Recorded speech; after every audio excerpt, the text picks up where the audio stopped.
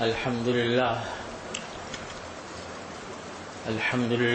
نحمده ونستعينه ونستغفره ونؤمن به ونتوكل عليه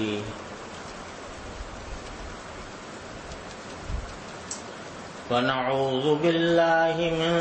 شرور أنفسنا ومن سيئات أعمالنا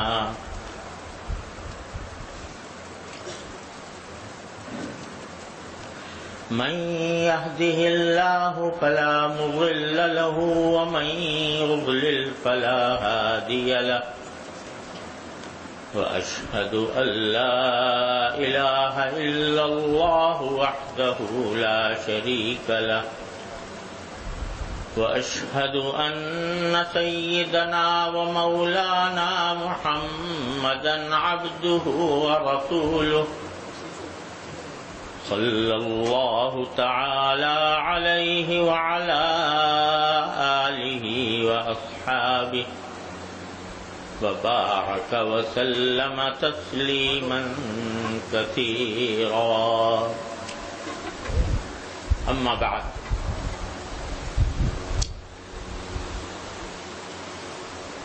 رمضان المبارک کے دنوں میں بعض دوستوں کی فرمائش تھی اور خود میرا بھی دل چاہتا تھا کہ مناجات مقبول میں جو دعائیں ذکر کی گئی ہیں ان میں سے کچھ تو وہ ہیں جو قرآن کریم میں آئی ہیں اور کچھ وہ ہیں جو نبی کریم سرور دو عالم صلی اللہ علیہ وسلم نے ارشاد فرمایا۔ خیال یہ تھا کہ ان عجیب و غریب اور بڑی بامعنی دعاؤں کی کچھ تشریح آپ حضرات کی خدمت میں پیش کروں، کیونکہ سچی بات یہ ہے کہ ہمارا سارا کام دعاؤں سے چلتا ہے۔ دعا ایک ایسی نعمت ہے اللہ تبارک و تعالیٰ نے جو ہمیں عطا فرمائی ہے کہ اس کے برابر کوئی اور نعمت نہیں ہو۔ یہ فرما دیا ادعونی استجب لکم، مجھ سے دعا کیا کرو میں تمہاری دعائیں قبول کروں گا، اور فرمایا اجیب دعوت الداعی اذا دعان، دعا کرنے والی کی دعا کو میں قبول کرتا ہوں جب مجھے وہ پکارتا ہے۔ اس دعا کو حدیث میں مخ العبادہ بھی کہا گیا ہے، یہ عبادت کا مغز ہے۔ آدمی جب عبادت کرتا ہے، مثلا نماز پڑھ رہا ہے، تو نماز کے اندر بھی اور نماز پڑھنے کے بعد بھی جو وہ دعا کرتا ہے اللہ تبارک و تعالی سے، وہ عبادت کا مغز ہے۔ اور ایک روایت میں یہ فرمایا گیا کہ الدعاء هو العبادہ، کہ دعا ہی عبادت ہے۔ اور جیسا کہ پہلے میں نے عرض کیا تھا کہ بندے کو اس روئے زمین پر اس وقت تک اللہ تعالیٰ نے نہیں بھیجا حضرت آدم علیہ السلام کو جب تک کہ دعا نہیں سکھا دی۔ فَتَلَقَّى آدَمُ مِن رَّبِّهِ كَلِمَاتٍ، یعنی آدم علیہ السلام نے اپنے پروردگار سے کچھ کلمات دعا کے سیکھے۔ جب ان سے غلطی ہو گئی تھی شیطان کے بہکانے کی وجہ سے، تو اس غلطی کا مداوع کیسے ہو یہ ان کو پتہ نہیں تھا کہ میں کیسے اس غلطی کی تلافی کروں۔ تو اس وقت اللہ تبارک و تعالی نے ان کو یہ دعا سکھائی تھی کہ ربنا ظلمنا انفسنا وان لم تغفر لنا وترحمنا لنكونن من الخاسرین، کیا ہے پروردگار ہم نے اپنی جانوں پر ظلم کیا ہے، اور اگر آپ نے ہماری مغفرت نہ کی، ہم پر رحم نہ کیا تو ہم بہت خسارے میں ہوں۔ جب یہ دعا سکھا دی حضرت آدم علیہ السلام، حضرت حوا نے یہ دعا کر لی، تو پھر اللہ تعالیٰ نے کہا کہ جاؤ زمین پر جاؤ۔ زمین پر بھیجا نہیں گیا جب تک کہ دعا ان کو سکھا نہ دی گئی ہو۔ تو یہ بہت بڑا ہتھیار ہے جو اللہ تبارک و تعالیٰ نے اپنے فضل و کرم سے صاحب ایمان لوگوں کو عطا فرمایا۔ اپنے ساتھ بندے کا تعلق قوی کرنے کے لیے کہ بندہ ہر وقت اللہ تبارک و تعالیٰ کے قریب رہے۔ اللہ تعالیٰ تو ہے قریب، ہے قریب، اتنے قریب ہے، اتنے قریب ہے، فرمایا نحن اقرب الیہ من حبل الورید، شہرک سے بھی زیادہ قریب، لیکن ہمیں اس قرب کا احساس نہیں اور اس قرب کا استحضار نہیں کہ اللہ تبارک و تعالیٰ ہم سے کتنا قریب ہے۔ تو میں نے ایک شعر ایک نظم میں کہا تھا کہ بڑی دور ہے ابھی تک رگ جاں کا فاصلہ بھی، رگ جاں جس کو اللہ تعالیٰ نے فرمایا کہ میں رگ جاں سے بھی قریب تر ہوں، تو بڑی دور ہے ابھی تک رگ جاں کا فاصلہ بھی، جو دیا ہے قرب تو نے تو شعور بھی عطا کر، جو دیا ہے قرب تو نے تو شعور بھی عطا کر۔ جب یہ قرب آپ نے دے دیا، خود فرما رہے ہیں کہ میں قریب ہوں تمہارے، تو اس کا شعور ہمیں عطا فرما دے کہ ہر وقت آپ کے قریب رہنے کا ہمیں احساس ہو، اس کا استحضار ہو، ہر وقت دل میں یہ رہے کہ میرا پروردگار میرے قریب ہے۔ تو یہ دعا ایسی چیز ہے جو یہ شعور پیدا کرتی ہے۔ ہر وقت چلتے پھرتے اٹھتے بیٹھتے بندہ اللہ تعالیٰ سے مانگے، جو حاجت بھی درپیش ہو اللہ تعالیٰ کی بارگاہ میں پیش کرے، چاہے زبان سے کرے یا دل سے کرے۔ وہ تو علیم بذات الصدور ہیں، وہ دلوں میں چھپی ہوئی باتوں کو بھی جانتے ہیں۔ تو اگر تمہارے دل میں کوئی خواہش پیدا ہوئی ہے اور اس وقت زبان سے کہنے کا موقع نہیں ہے، تب بھی دل ہی دل میں کہہ لو، وہ تو رگ جان سے زیادہ قریب ہیں اور سینوں میں چھپے ہوئے رازوں سے واقف ہیں، تو لہذا ان سے مانگتے رہو، مانگتے رہو، مانگتے رہو۔ جتنا مانگو گے اتنا ہی اللہ تبارک و تعالیٰ کے قرب کا احساس ہوگا، اس کا شعور ہوگا۔ اس لیے قرآن کریم نے بھی دعائیں سکھائیں اور نبی کریم صلی اللہ علیہ وسلم نے بھی دعائیں سکھائیں، اور وہی دعائیں مناجات مقبول کے اندر مذکور ہیں۔ وہ ایسی دعائیں سکھائیں کہ ہم اگر فرض کرو اپنی طرف سے مانگنا چاہیں، خود اپنی سوچ سے مانگنا چاہیں، تو ایسی دعائیں نہیں مانگ سکتے، ہمارے دل میں نہیں آئیں گی، ہمارے خیال میں نہیں آئیں گی، ہمارے تصور میں نہیں آئیں گی۔ اس لیے قرآن نے خود سکھا دی ہیں، اور قرآن کریم کے بعد نبی کریم سرور عالم صلی اللہ علیہ وسلم نے سکھا دی ہیں کہ یوں مانگو۔ ہماری مثال تو اس بھکاری کی ہے جس کے پاس جھولی اور پیالہ بھی نہیں۔ کوئی آدمی جو ہے وہ مانگتا پھرے لوگوں سے، اور لوگوں کے پاس کچھ نہ کچھ ہوتا ہے، پیالہ ہوتا ہے، کوئی جھولی ہوتی ہے، کوئی اس قسم کی چیز ہوتی ہے جس میں کبھی اس میں ڈال دو، لیکن ہم وہ ہیں کہ جو ہمارے پاس جھولی بھی نہیں، پیالہ بھی نہیں۔ میں نے اپنے والد ماجد قدس اللہ تعالیٰ سرہ سے سنا کہ ایک مرتبہ حضرت حکیم الامت مولانا تھانوی رحمۃ اللہ علیہ کی مجلس میں یہی بات حضرت ذکر فرما رہے تھے دعا کی اہمیت اور دعا کا فائدہ، اور ساتھ میں یہ ارشاد فرمایا کہ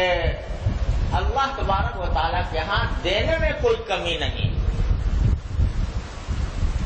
اللہ تعالیٰ کے ہاں دینے میں کوئی کمی نہیں، ہاں مانگنے والا چاہیے، جھولی پھیلانے والا چاہیے، یعنی صحیح انداز میں باری تعالیٰ کے سامنے جھولی پھیلائے تو اللہ تعالیٰ کے ہاں دینے میں کوئی کمی نہیں۔ کوئی جو ناشنا سے ادا ہو تو کیا علاج، ان کی نوازشوں میں تو کوئی کمی نہیں۔ یہ مضمون حضرت بیان فرما رہے تھے کہ بھائی جھولی پھیلانے والا چاہیے، ان کے ہاں دینے کی کوئی کمی نہیں۔ تو حضرت مجذوب صاحب رحمۃ اللہ علیہ جو حضرت کے خاص خلیفہ بھی تھے اور شاعر بھی تھے، تو وہ کہنے لگے کہ حضرت کسی کے پاس جھولی ہی نہ ہو تو کیا کرے؟ آپ فرما رہے ہیں کہ جھولی پھیلانے والے چاہیے، تو اللہ تعالیٰ کیا دینے کی کوئی کمی نہیں، تو اگر کسی کے پاس جھولی ہی نہ ہو تو کیا کرے؟ تو حضرت نے جواب میں فرمایا کہ جھولی بھی انہی سے مانگے، یا اللہ میرے پاس تو جھولی بھی نہیں ہے، مجھے جھولی بھی عطا کر دے، یعنی مجھے مانگنے کا طریقہ نہیں آتا، اے اللہ مجھے مانگنے کا طریقہ بھی دے دے۔ اسی لیے رسول کریم صلی اللہ علیہ وسلم نے یہ دعا مانگی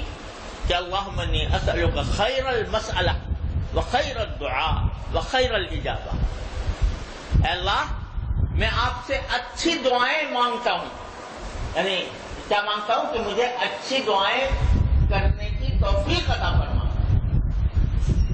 میں تو جانتا ہی نہیں کہ کیا کس طرح دعا کرنی چاہیے، تو آپ مجھے دعا کرنے کی توفیق بھی عطا فرمائیے، اچھا سوال کرنے کی، اچھی دعا کرنے کی توفیق عطا فرمائیے۔ انی اسألک خیر المسئلہ خیر الدعاء، اور اچھی دعائیں میرے دل میں ڈال دی کہ میں اچھی دعائیں کروں گا، وخیر الاجابہ، اور اچھی قبولیت بھی عطا فرمائیے۔ اس لیے ہم تو اگر خود سے مانگنا چاہیں تو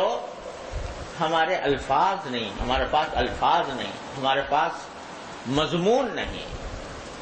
تو قرآن و سنت نے قرآن کریم نے اور نبی کریم صلی اللہ علیہ وسلم نے ہمیں یہ دعائیں سکھائی ہیں، لہذا ان کی بڑی اہمیت ہے، اس کی بڑی قدر پہچاننے کی ضرورت ہے۔ تو میں نے پچھلے دنوں مناجات مقبول کی جو قرآنی دعائیں ہیں، چند دعاؤں کی تشریح کی تھی۔ اب اگلی دعا جو ہے یہ بڑی ہمارے خاص طور سے ہمارے لیے بڑی اہمیت رکھتی ہے، وہ یہ ہے کہ ربنا لا تجعلنا فتنة للقوم الظالمین ونجنا برحمتک من القوم الکافرین۔ ربنا لا تجعلنا فتنة للقوم الظالمین، اے ہمارے پروردگار ہمیں ظالم قوم کا، ظالم لوگوں کا تختہ مشق نہ بنائیے، یعنی ظالم لوگ ہمیں آزمائش میں ڈالیں، ظالم لوگ ہمارے ساتھ ظلم کریں اور ان کے لیے ہم تختہ مشق بن جائیں، اے اللہ ہمیں ایسا نہ بنائیے۔ لا تجعلنا فتنة للقوم الظالمین ونجنا برحمتک من القوم الکافرین، اور اپنی رحمت کے ذریعے ہمیں کافر قوموں سے نجات عطا فرما دی۔ یہ دعا کی اصل یہ ہے کہ یہ حضرت موسیٰ علیہ السلام اور ان پر ایمان لانے والوں کی نے یہ دعا کی تھی۔ ہر مسلمان جانتا ہے حضرت موسیٰ علیہ السلام کا واقعہ قرآن کریم میں بار بار ذکر ہوا ہے کہ اللہ تبارک و تعالیٰ کی یہ قدرت اور رحمت کا ایک عظیم معجزہ تھا کہ اللہ تبارک و تعالیٰ نے حضرت موسیٰ علیہ السلام کو یہ معجزہ عطا فرمایا تھا کہ وہ زمین پر اپنا عصا ڈالتے تھے تو وہ سانپ بن جاتا تھا۔ تو اس کے مقابلے میں فرعون نے اپنے سارے ملک بھر کے جادوگروں کو جمع کیا تھا کہ حضرت موسیٰ علیہ السلام کہ تم جادوگر ہو تو میں جادوگروں کو جمع کرتا ہوں اور پھر دیکھتا ہوں تمہارا جادو کہاں جاتا ہے۔ اللہ تعالیٰ نے یہ کیا کہ جمع ہو گئے اور جمع ہو کر حضرت موسیٰ علیہ السلام نے کہا کہ بھائی تم ہی اپنا جادو پہلے دکھاؤ تو پھر میں دکھاؤں گا۔ تو انہیں اپنے پاس ان کے لاٹھیاں تھیں اور رسیاں تھیں، وہ انہوں نے میدان کے اندر پھینکی تو وہ سب سانپ بن گئے، سانپ بن کر چلنے شروع ہو گئے۔ حضرت موسیٰ علیہ السلام کے طبیعت میں تھوڑی سی فکر پیدا ہوئی، لیکن اللہ تبارک و تعالیٰ نے الہام فرمایا کہ تم اپنا عصا ڈالو۔ اپنا عصا جب ڈالا تو وہ ایک بڑا سانپ بن کے سامنے آیا، اور جو سانپ ان کے جادوگروں نے کے جو سانپ تھے ان میں سے ایک ایک کر کے سب کو نگلنا شروع کر دیا، اور نگل کر سارے ختم ہو گئے، اور یہ عیسیٰ علیہ السلام کا اژدہا باقی رہا۔ اب جادوگروں نے جب دیکھا کہ اگر یہ کوئی جادو ہوتا تو ہم سے زیادہ جادوگر کوئی نہیں ہے، جادو جاننے والا کوئی نہیں، تو یہ جو کچھ کرشمہ ہماری آنکھوں نے دیکھا ہے یہ جادو نہیں ہو سکتا، یہ یقیناً اللہ تبارک و تعالیٰ کی طرف سے ان کو ایک پیغمبری کی نشانی دی گئی ہے، ورنہ یہ واقعہ ہو نہیں سکتا تھا۔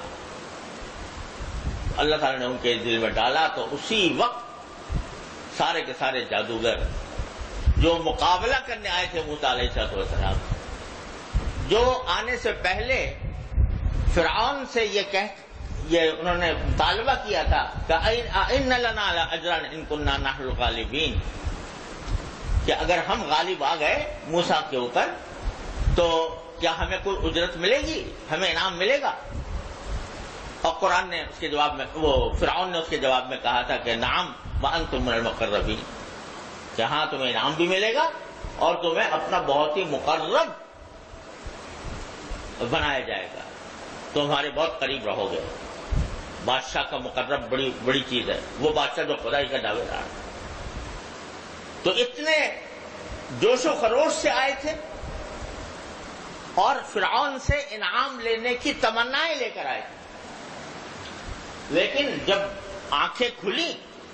اور موسیٰ علیہ السلام کو معجزہ دیکھا تو سارے کے سارے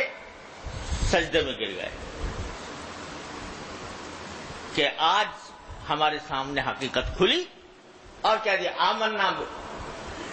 آمنا بربی موسیٰ و ہارون، ہم موسیٰ اور ہارون کے پروردگار پر ایمان لے آئے۔ اور موسیٰ و ہارون کا نام اس لیے لیا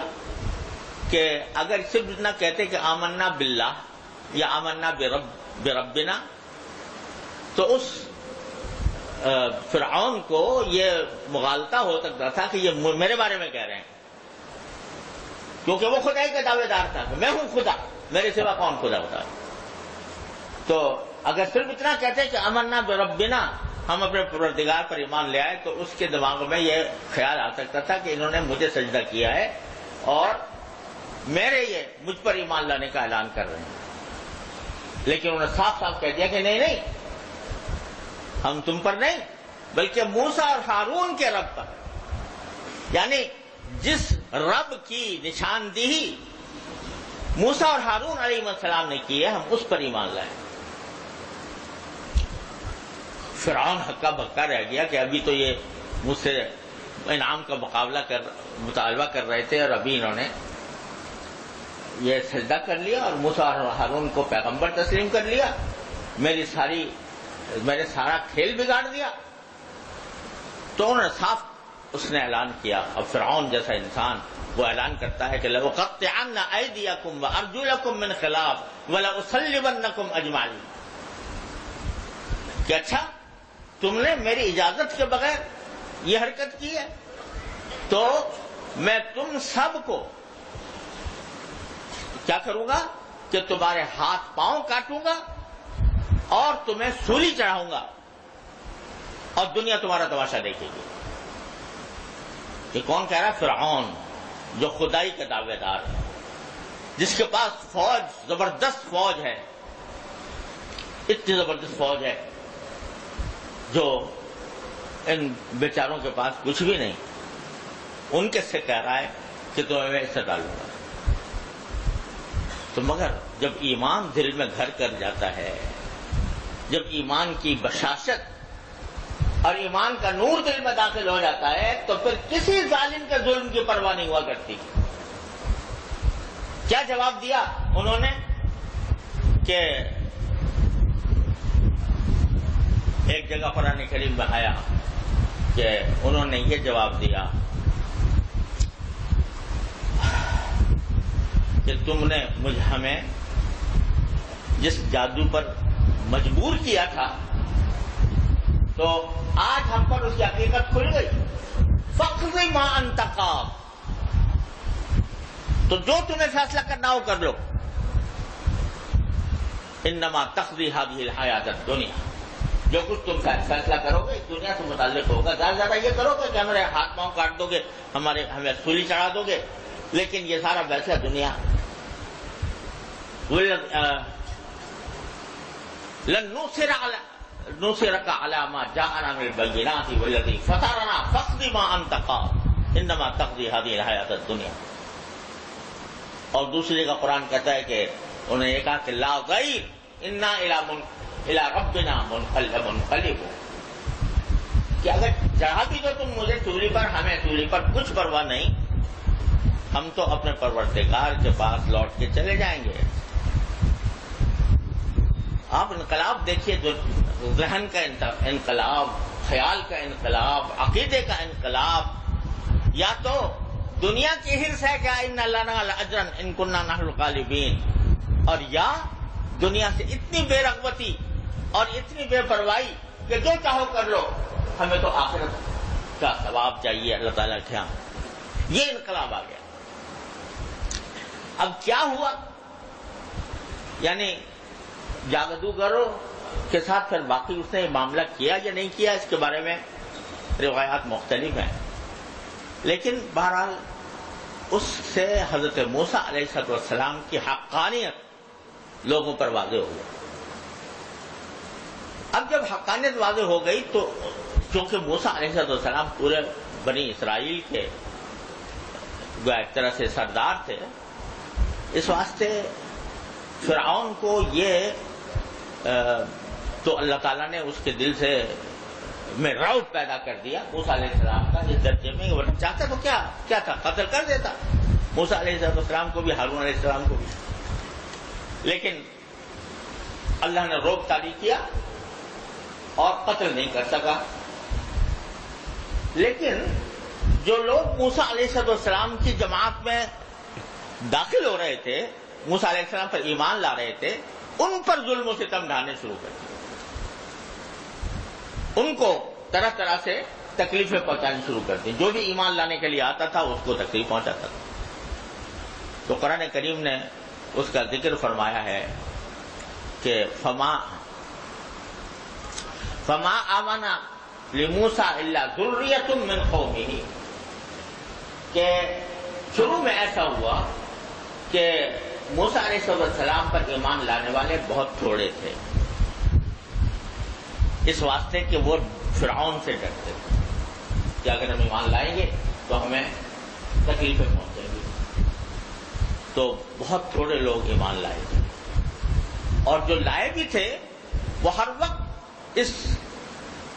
خدشے میں تھے کہ کسی وقت بھی ہم پکڑ لیے جائیں گے، ہمیں نشانہ بنایا جائے گا، ظلم و ستم کا نشانہ بنایا جائے گا. لیکن پھر بالآخر پورے بنی اسرائیل اسلام میں داخل ہوئے.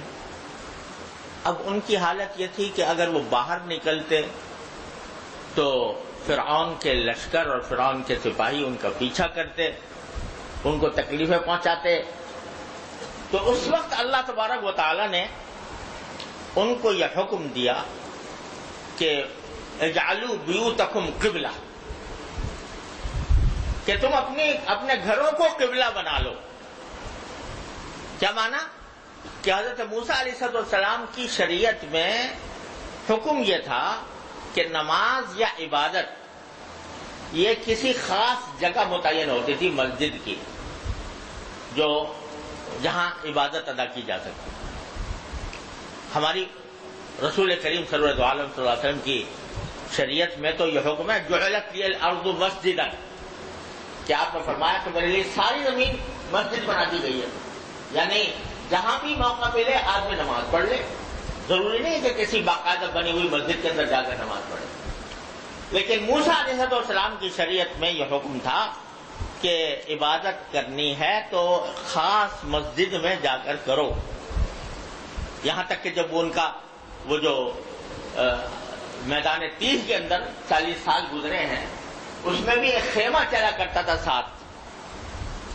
عبادت کے لیے، جہاں پر بھی پڑاؤ ڈالتے تو وہاں ایک خیمہ بنا لیتے تھے، اور وہ نماز مسجد کے قائم مقام ہوتا تھا، تو وہاں اس خیمے کے اندر سب عبادت کرتے تھے۔ تو اصل حکم یہ تھا کہ مسجدوں میں جا کر عبادت کرو، لیکن چونکہ باہر نکلنا ان لوگوں کے لیے مشکل ہو گیا تھا، فرعون کے ہرکارے ہر جگہ موجود تھے جو ان پر ظلم و ستم ڈھاتے تھے، اس لیے اللہ تعالیٰ نے حکم دیا وَجَعَلُوا بِيُوتَكُمْ قِبْلَةً، اپنے گھروں کو قبلہ بنا لو، یعنی گھروں میں عبادت کرو، گھروں کے اندر بھی ایک عبادت کی جگہ بنا لو، وہاں پر عبادت کیا کرو، باہر نکلنے کی ضرورت نہیں ہے۔ یہ حکم آ گیا۔ اب ایک ایسی حالت میں زندگی گزار رہے ہیں بنی اسرائیل، حضرت موسیٰ علیہ السلام کے پیروکار، کہ ہر وقت فرعون کا خوف مسلط ہے، اور فرعون کے ظلم و ستم کی وجہ سے باہر نہیں نکل سکتے،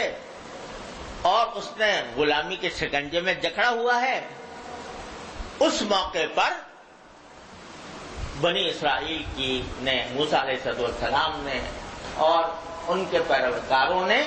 یہ دعا فرمائی، ربنا لا تجعلنا فتنة للقوم الظالمین،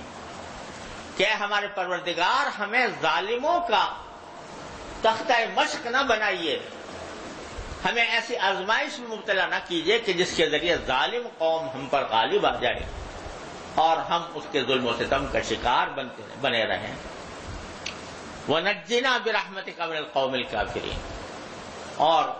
ہمیں ان کافر لوگوں سے ہمیں نجات عطا فرما۔ تو دیکھو، ایک طریقہ یہ ہوتا ہے کہ جب کسی دشمن سے کا مقابلہ ہو تو اصل بات جو آپ دنیا میں سمجھی جاتی ہے وہ یہ ہے کہ بھئی اس کی تدبیریں سوچی جائیں، کچھ اسلحہ جمع کیا جائے، کچھ لشکر تیار کیا جائے، اور پھر اس لشکر کے ذریعے مقابلہ کیا جائے میدان جنگ کے اندر۔ لیکن بنی اسرائیل ویسے ہی دبے اور پسے ہوئے تھے فرعون کے ظلم کی وجہ سے، ہتھیار کہاں سے لائیں، اتنی بڑی جمعیت کہاں سے لائیں جو ان کے فوج سے ٹکرا سکے۔ تو دوسرا طریقہ اختیار کیا اللہ تبارک و تعالیٰ سے مانگنے کا، کہ ہمارے پروردگار اس حالت میں ہیں، ہم کچھ کر نہیں سکتے، بے وسیلہ ہیں، ہمارے پاس اسباب نہیں ہیں، تو آپ ہمیں ان کا تختہ مشق نہ بنائیے ان ظالموں کا، اور ہمیں ان سے نجات عطا فرما دیجیے۔ اب یہ اس دعا کا وظیفہ بنا لیا ہوں نے، اس دعا کا وظیفہ بنا لیا، یعنی بس چلتے پھرتے اٹھتے بیٹھتے یہ دعا کر رہے ہیں اللہ تعالیٰ سے، یا اللہ نکال دے ہمیں اس مشکل سے، یا اللہ ہمیں اس مشکل سے نکال دے، ہمیں ظالموں کے ظلم سے نجات دے دے، ہمیں کافروں کے قوم سے نجات دے دے۔ یہ دعا چلتے پھرتے اٹھتے بیٹھتے یہ دعا کا وظیفہ بنا لیا۔ تو باری تعالیٰ نے پھر اپنی قدرت اور رحمت کا کرشمہ دکھایا کہ ایک موقع پر کہہ دیا کہ تم اپنی ساری قوم کو لے کر باہر نکل چلو۔ نکلے فرعون نے پیچھا کیا، اتنی بڑی فوج موسیٰ علیہ السلام اور ان کے ساتھیوں کا پیچھا کر رہی ہے، یہاں تک کہ دوڑتے دوڑتے آگے دوڑتے دوڑتے سامنے سمندر آ گیا. اور سمندر سے کیسے جائیں؟ تو اس وقت میں بنی اسرائیل نے جو موسیٰ علیہ السلام کے ساتھی تھے ان میں سے بعض لوگوں نے کہا کہ لیجیے لو بھائی، ہم تو انا لمدرکون، ہم تو دھر لیے گئے. مطلب یہ آگے سمندر ہے اور پیچھے فرعون کا لشکر ہے، تو کوئی راستہ نہیں اب تو بچنے کا. قرآن کریم فرماتا ہے کہ اس وقت موسیٰ علیہ السلام نے فرمایا کلا ان معی ربی سیہدین، ہرگز نہیں، میرے ساتھ میرا پروردگار ہے، وہ مجھے صحیح راستہ دکھائے گا، راستہ نکالے گا. سمندر بھی اس کے قبضے میں، زمین بھی اس کے قبضے میں، فرعون بھی اس کے قبضے میں، فرعون کا لشکر بھی اس کے قبضے میں. تو پھر کرشمہ کیا ہوا؟ وہی عصا جو پہلے اژدہا بنا تھا، اس کے بارے میں کہا کہ آپ یہ عصا جو ہے سمندر پر ماریں. سمندر پر مارا تو سمندر دو قسموں میں منقسم ہو کر سیدھا خشکی کا راستہ بنا، اور اس خشکی کے راستے سے موسیٰ علیہ السلام اور سب پار اتر گئے. فرعون نے دیکھا کہ خشکی کا راستہ ہے تو لو چلو میں بھی چلوں. وہ آیا، اس میں جب پورا لشکر سمندر کے بیچوں بیچ پہنچ گیا خشکی کے اندر، اللہ تعالیٰ نے سمندر کو ملا دیا اور فرعون ڈوبنے لگا. ڈوبتے وقت میں اس نے پکارا کہ اب آواز دی کہ میں ایمان لے آیا، موسیٰ اور ہارون کے رب پر ایمان لے آیا. تو قرآن کہتا ہے کہ اس کے جواب میں اللہ تعالیٰ فرماتے ہیں الآن وقد عصیت قبل وکنت من المفسدین، اب ایمان لاتے ہو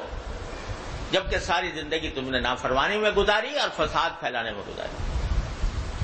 لہذا اب چونکہ جب اللہ تعالیٰ کی سنت یہ ہے کہ اللہ بچائے، اللہ تعالیٰ حفاظت رکھے، جب عذاب آنکھوں کے سامنے آ جائے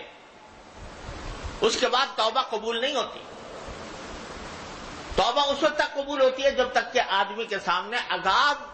آنکھوں کے سامنے نہ آ جائے یا موت بالکل آنا کھڑی ہو. تو اب تمہارا ایمان معتبر نہیں. لہذا اتنا کریں گے فَالْيَوْمَ نُنَجِّيكَ بِبَدَنِكَ لِتَكُونَ لِمَنْ خَلْفَكَ آیَةً، کہ آج ہم تمہارے بدن کو محفوظ رکھیں گے تاکہ تم اپنے بعد آنے والوں کے لیے عبرت کا نشان بن جاؤ. تو پرانے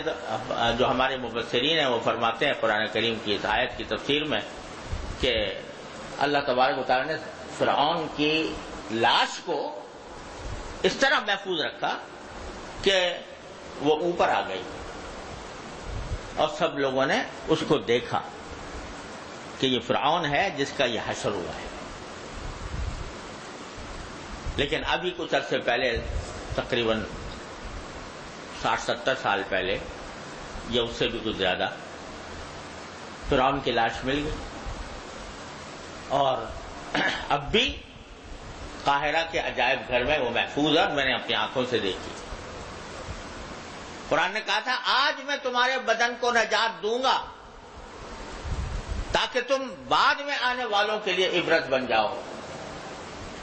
تو اس کا نظارہ آج بھی قاہرہ جا کر کوئی شخص دیکھ سکتا ہے. تو بتلانا یہ تھا کہ یہ دعا جو ہے یہ معمولی چیز نہیں. اس وقت جبکہ کوئی وسیلہ نظر نہیں آ رہا، کوئی سبب نظر نہیں آ رہا، ہر طرح کے وسائل منقطع ہیں اور فرعون کا جبر و ظلم جاری ہے، اس وقت میں اس کا وظیفہ بنا لیا. ربنا لا تجعلنا فتنة للقوم الظالمین ونجنا برحمتک من القوم الکافرین. اللہ تعالیٰ نے اس کے ذریعے اپنی رحمت اور قدرت کا اتنا بڑا معجزہ دکھایا. تو یہ دعا ایسی بتائی گئی ہے. اللہ تعالیٰ جو یہ واقعات بتاتے ہیں نا، بار بار موسیٰ علیہ السلام کا ذکر آ رہا ہے، مختلف پیغمبروں کا آ رہا ہے، اور اس کے اندر جو واقعات پیش آئے ہیں ان کی تفصیل بتائی جا رہی ہے. یہ محض کوئی تاریخ بتانے کے لیے نہیں، قصہ کہانی کہنے کے لیے نہیں، بلکہ اس لیے تاکہ اس سے ہمیں سبق ملے. تو سبق یہ ملا کہ جب انسان کے ظاہری اسباب کے لحاظ سے انسان ہر طرح مجبور ہو جائے، کوئی راستہ اس کو نظر نہ آ رہا، تو واحد علاج یہ ہے کہ اپنے پروردگار کی طرف رجوع کرو اور اس سے مانگو، مانگتے رہو، مانگتے رہو، مانگتے رہو. مانگنے کو اپنا وظیفہ بنا لو تو اللہ تبارک و تعالیٰ اپنے فضل و کرم سے راستہ کھول دیں گے. اب دیکھو اس وقت ہماری حالت بھی ایسی ہے، اگر دیکھا جائے تو پورے عالم اسلام تقریباً اسی آزمائش میں ہے جس آزمائش میں موسیٰ علیہ السلام کی قوم تھی. اس وقت مقابلے میں فرعون تھا، ظلم کرنے والا وہ تھا، اور اسی کے ظلم و ستم میں بنی اسرائیل پسے ہوئے تھے اور کوئی راستہ نظر نہیں آ رہا تھا. آج اگر ہم اپنے حالات پر غور کریں، عالم اسلام کے حالات، اپنے ملک ہی پر نہیں، ملک سے باہر مصر میں کیا ہو رہا ہے، شام میں کیا ہو رہا ہے، لیبیا میں کیا ہو رہا ہے، افغانستان میں کیا ہو رہا ہے، کشمیر میں کیا ہو رہا ہے، فلسطین میں کیا ہو رہا ہے، جتنا عالم اسلام ہے وہ سارا کا سارا اس عظیم فتنے میں مبتلا ہے. کیا مبتلا ہے کہ جو کافر طاقتیں ہیں، غیر مسلم طاقتیں ہیں، وہ چاہے یہودیوں کی ہو یا عیسائیوں کی ہو یا دہریوں کی ہو، وہ سارے عالم پر ایک ان کا غلبہ ہے، اور وہ صرف براہ راست ظلم کرنے کے بجائے ریاستوں سے اور ملکوں سے کھیل رہے ہیں. ہمارے ہاں عالم اسلام میں جو حکومتیں آتی ہیں وہ انہی کے چشم ابرو کے اشارے پر آتی ہیں اور انہی کے مقاصد کو پورا کرتی ہیں. جو مقاصد کے راستے میں رکاوٹ بنتا ہے اس کو نشانہ عبرت بنانے کی کوشش کی جاتی ہے. کبھی بہت سی جگہوں پر تو براہ راست جنگ کے ذریعے حملہ ہے، جیسے فلسطین میں کہ یہودی ہر وقت مسلمانوں کو نشانہ بنا رہے ہیں، اور کہیں دوسرے حربوں سے مسلمانوں کو تکلیف پہنچانے کی کوشش کی جا رہی ہے. اب دوسروں کو اپنا اقتصادیات میں، مالیات میں اپنا غلام بنایا ہوا ہے. کوئی ملک ان کی دسترس سے باہر نہیں ہے، اور وہ جو چاہتے ہیں وہ ہمارے معاشرے کے اندر وہ کرتے ہیں. انتخابات بھی ہوتے ہیں بظاہر دیکھنے کو عالم اسلام کے اندر، لیکن حقیقت میں پیچھے جو قوتیں کار فرما ہیں وہ ان ظالم قوموں کی ہیں. ہر انسان سمجھتا ہے کہ بھئی جو کچھ ہو رہا ہے وہ امریکہ کے کہنے پر ہو رہا ہے اس کے. تو یہ حالت ہماری جو ہے، بظاہر ہم آزاد ہیں، یعنی ریاستیں مسلمانوں کی آزاد ہیں بظاہر، وہ کسی کے زیر نگی نہیں ہیں، لیکن حقیقت میں غلامی کا طوق ان کے گردنوں میں پڑا ہوا ہے، یا سیاسی غلامی کا یا اقتصادی غلامی کا طوق ہمارے گلے میں پڑا ہوا ہے. ہم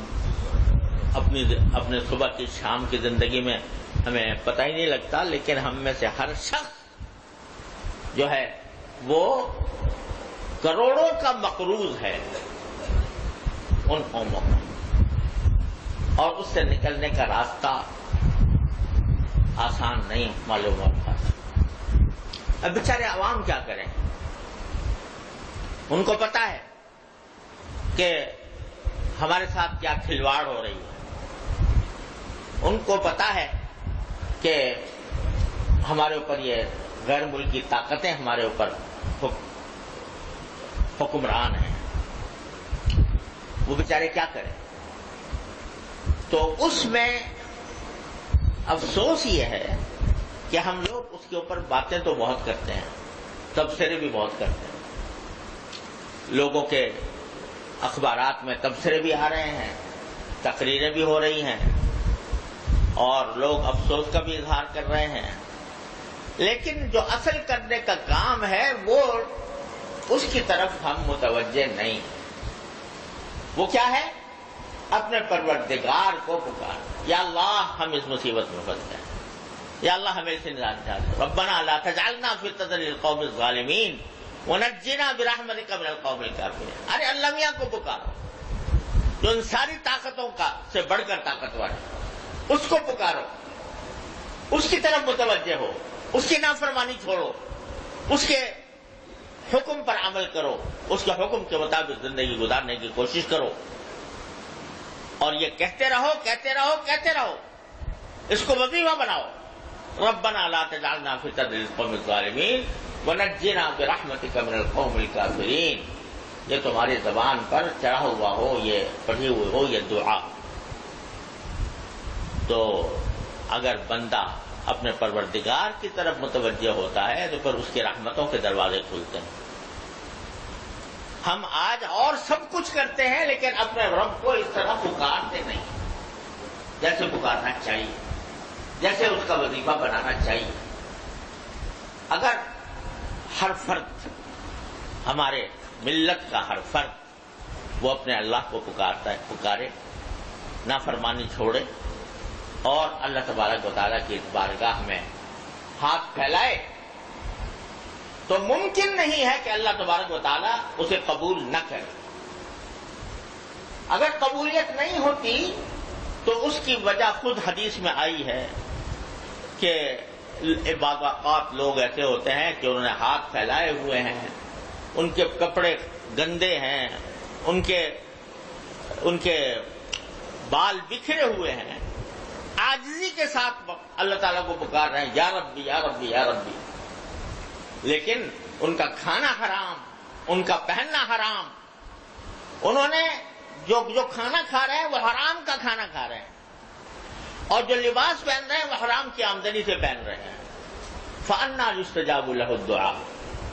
تو ایسے شخص کی دعا کیسے قبول ہوگی کہ جو لقمہ کھا رہا ہے وہ حرام ہے، حرام پیسے سے